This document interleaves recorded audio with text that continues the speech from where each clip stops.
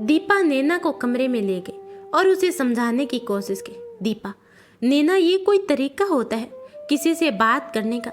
वो एक छोटी सी बच्ची है। नैना, अगर उसने कोई चीज़ ले भी ली तो तुम उसे प्यार से भी बोल सकती थी। इतना हंगामा क्यों? नैना, दीपा, आखिर तुम्हें क्या हो गया है? उस 2 टके की नौकरानी और उसकी बेटी ने तुम पर कोई जादू कर दिया है। तुम अपनी बहन को झूठा समझ रही हो। दीपा, ऐसी कोई बात नहीं है, तुम बेकार की ये बात को बढ़ा रही हो। मधु यहाँ काम करती है और प्रिंस की जिम्मेदारी भी उसने बखूबी निभाई। तुम्हें पता है ना, यहाँ महानगरों का, यहाँ पैसे देने पर भी कोई अच्छी मेड नहीं मिलती। मधु ने इस घर को और प्रिंस को बहुत अच्छे से संभाला है। सब कुछ उसने मैनेज किया है। उसके बदले में मैंने उसकी बेटी को पढ़ाने का जिम्मा ले लिया है। तुम उससे क्यों इतनी चिढ़ती रहती हो? क्या प्रॉब्लम है नैना? नैना, ठीक है, उसने सब संभाल लिया। कहीं ऐसा ना हो कि वो घर की ही हो जाए और तुम बाहर की। नैना, दीपा, नैना, लगता है तुम सास बहू के सीरियल ज्यादा ही देखने लगी हो। किसी पागलों जैसी बातें करते हो। अब बस भी करो। तभी मधु चाय लेकर आ गई। मधु, मैम साहब चाय। दीपा, हाँ, टेबल पर रख दो। मधु, मैम साहब, रात के खाने में क्या बनेगा? दीपा, कुछ भी बना लो। मधु, ठीक है मैम साहब।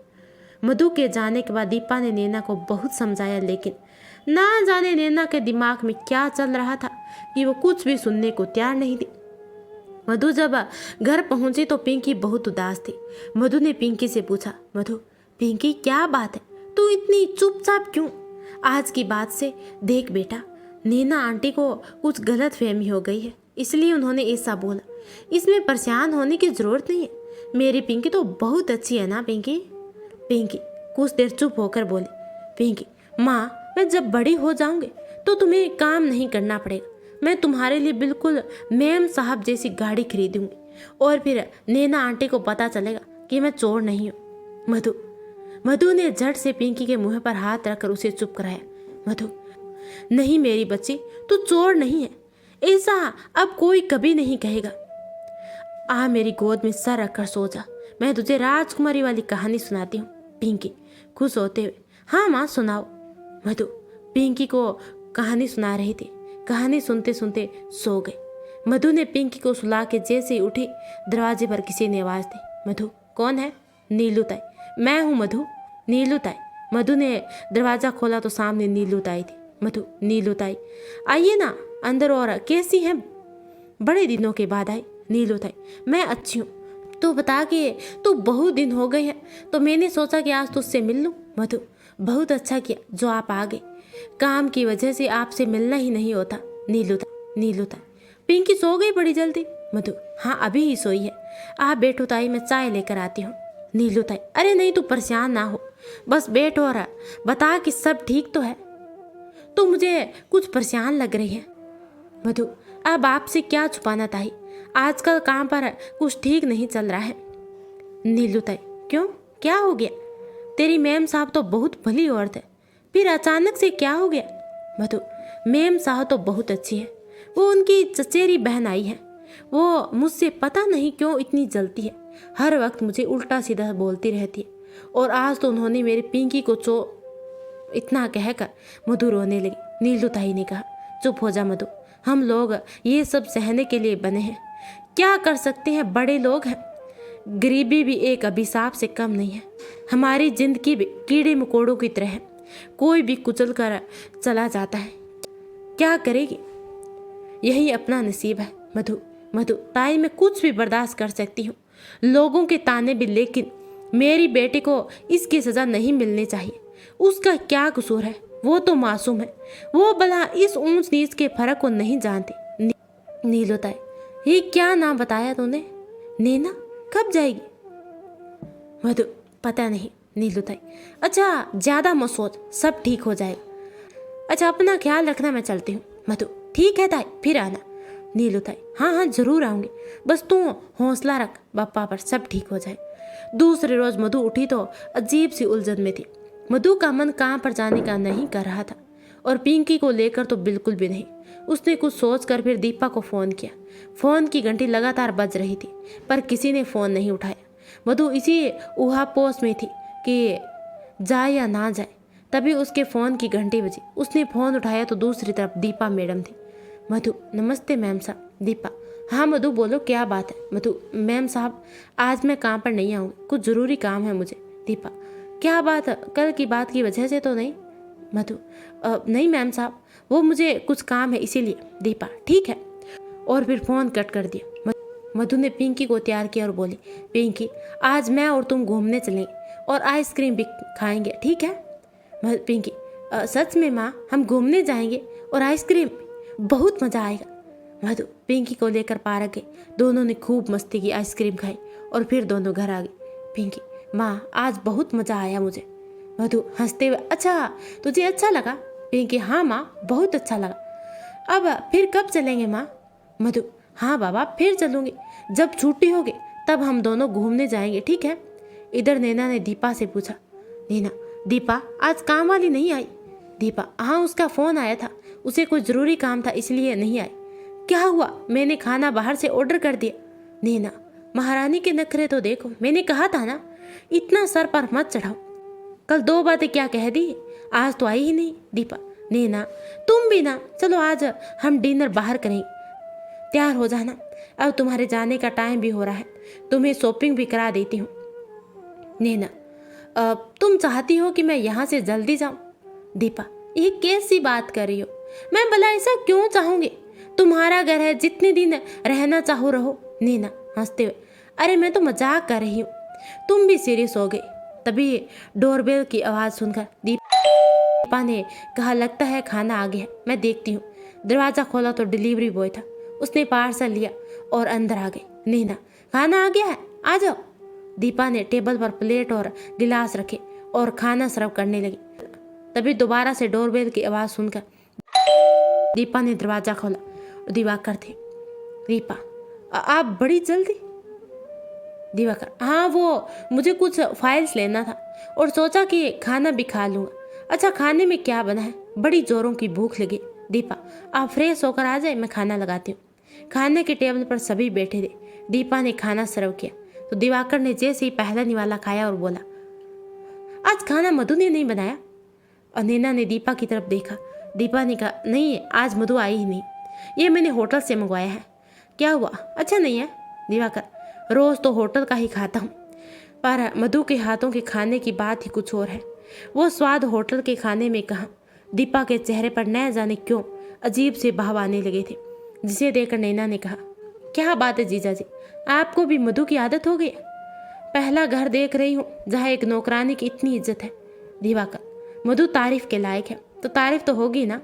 खाना खाने के बाद दिवाकर वापस चले गए और दीपा को शायद दिवाकर का यूं मधु की तारीफ करना अच्छा नहीं लगा। नैना ने कहा, दीपा मैं तेरी बहन हूँ, ये छोटे लोगों को अगर लगाम न लगाओ तो घर को बर्बाद कर देते हैं। आज उसका खाना अच्छा लग रहा है, कल वो जवान भी है और चेहरे से भी खूबसूरत, उसका पति भी नहीं है, तुम समझ रही हो, और उसकी बेटी को इस तरह से प्रिंस के साथ खेलने देती हो। उसका और हमारा प्रिंस का कोई मेल है? ठीक है तुम्हें उससे हमदर्दी है तो उसे अब उसका पेमेंट करती हो, कोई एहसान नहीं करती वो, समझी? आखिरकार नैना ने दीपा के मन ही मन में शक का बीज बो दिया था। दूसरे रोज मधु जब वापस काम पर गए तो दरवाजा दीपा ने खोला। दरवाज़ा खोलते ही मधु ने कहा, नमस्ते मैम साहब। दीपा ने जवाब तो दिया लेकिन उनकी आवाज़ में पहले जैसी मिठास नहीं थी।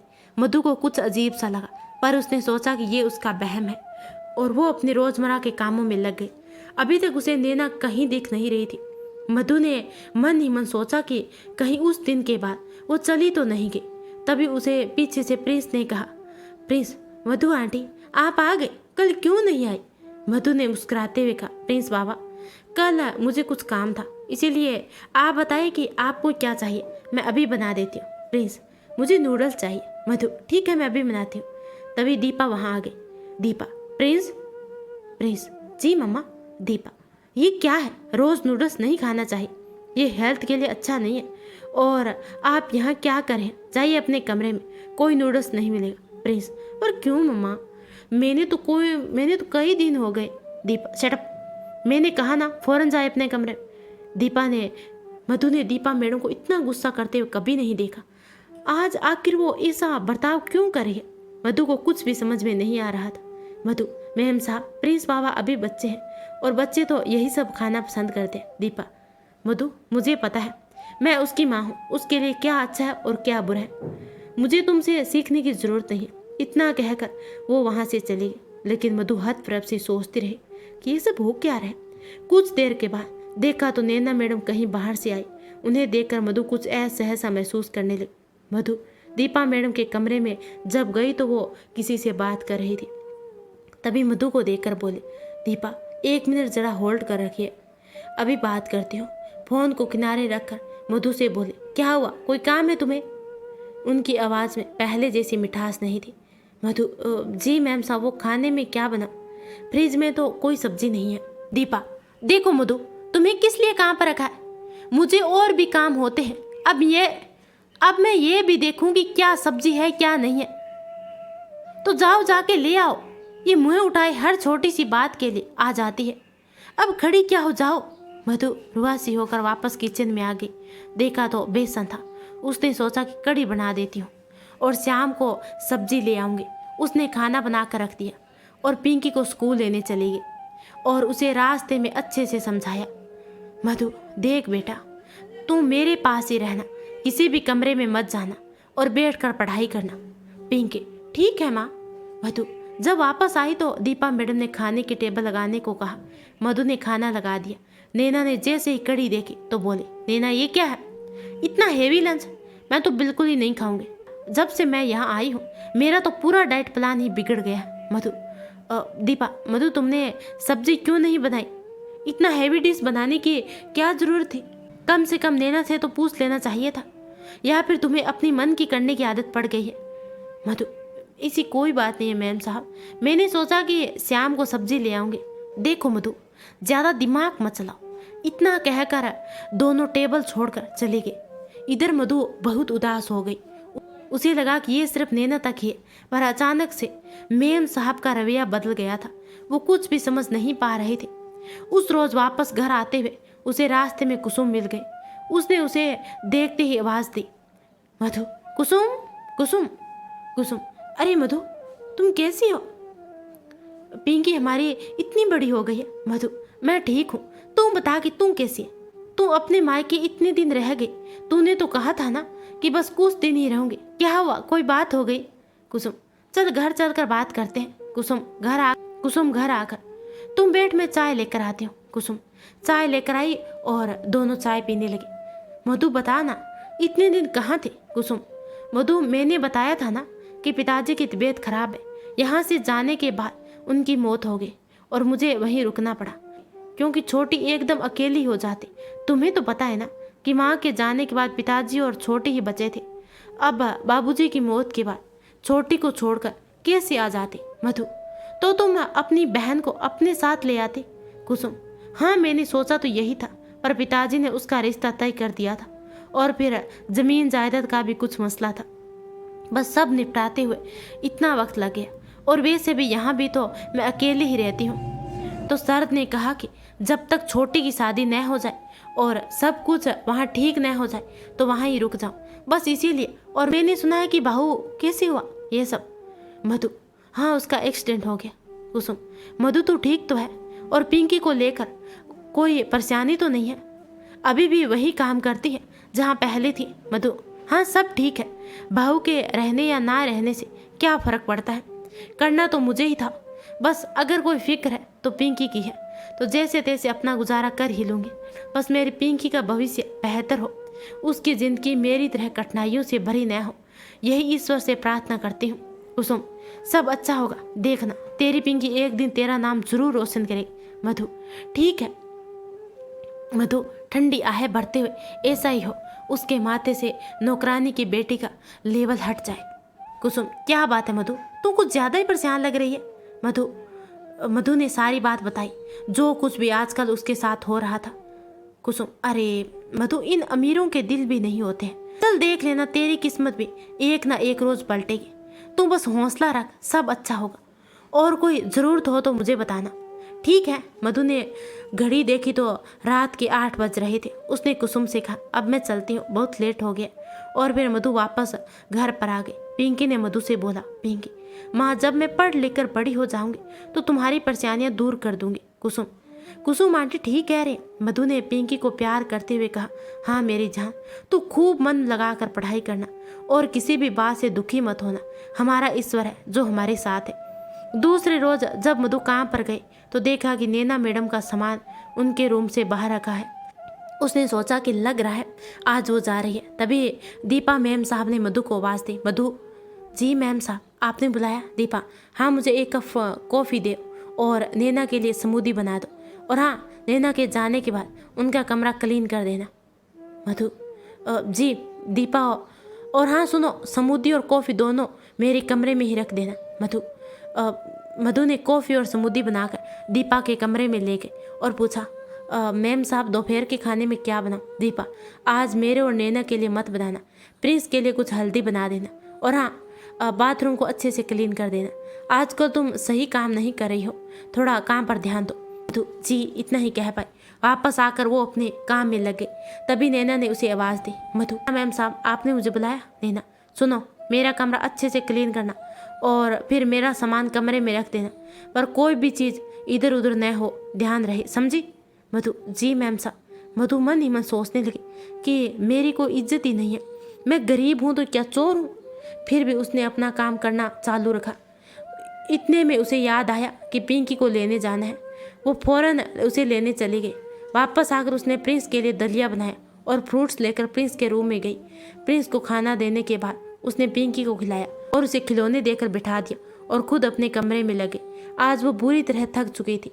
तभी नैना और दीपा वापस आ गई। नैना ने देखा कि उसका सामान सब बाहर ही था। उसने गुस्से में मधु को आवाज़ दी, मधु मधु मधु। जी नैना मैम साहब। अब नैना, तुम दिन भर करती क्या हो? एक काम कहा था वो भी नहीं कर पाई। काम चोर कहीं की नौकरानियाँ। ये सुनकर पिंकी भी बाहर आ गई। मधु, अभी कर देती हूँ। नैना, जल्दी करो और अपनी बेटी से भी कुछ काम करवा लिया करो, आखिर अभी से ही सीखेगी। करना तो उसे भी यही है कि भला हो दीपा का, जो इतना बड़ा दिल है उसका। उसने तुम्हारी बेटी को पढ़ाने की जिम्मेदारी भी ली है। इतना कहकर वो ऊपर चले गई। मधु ने पिंकी की तरफ देखा तो उसकी आंखों में आंसू थे। उसने झट से पिंकी को अपने सीने से लगाया और बोली, मधु पिंकी रोते नहीं है, चलो जाओ खेलो, मैं अभी आती हूँ। पिंकी, माँ ये आंटी तुम्हें क्यों डांट रही थी? मधु, कुछ नहीं, बस वो बातें कर रही थी। भला मुझे क्यों डांटेगी? चल, बड़ों की बातें नहीं सुनते, जाके खेल। मधु आज बहुत आहत थी पर मजबूर थी। किसी का मुंह बंद तो नहीं कर सकती थी, सिर्फ अपनी किस्मत पर आंसू बहा रही थी। आगे जाने के लिए अगला पार्ट जरूर देखना। आज के लिए इतना ही, धन्यवाद।